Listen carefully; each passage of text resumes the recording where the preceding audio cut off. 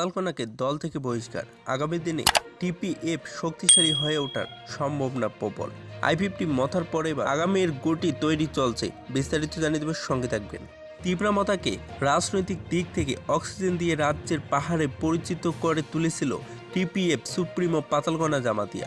মূলত নাগরিকত্ব ইস্যুতে দুটি সংগঠন পাহাড় চষে বেরিয়ে নিজেদের শক্তি অর্জন করে তোলে।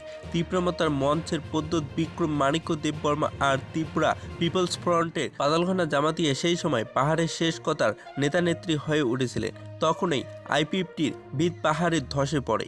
ভাজপার জনজাতি মোর্চাও আজ কাটতে পারছি না।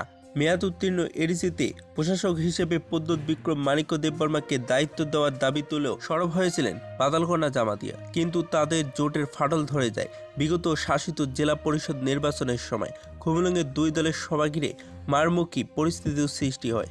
পরবর্তী সময় পাতালকণা জামাতিয়া বিজেপিতে সামিল হলেও তার সংগঠন টিপিএফকে বিলুপ্ত করার ঘোষণা করেননি।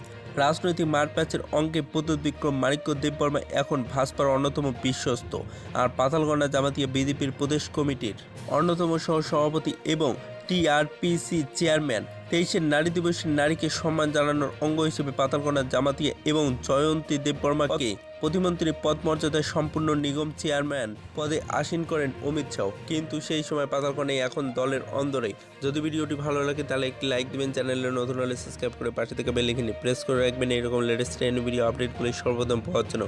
Report edit of Bangla.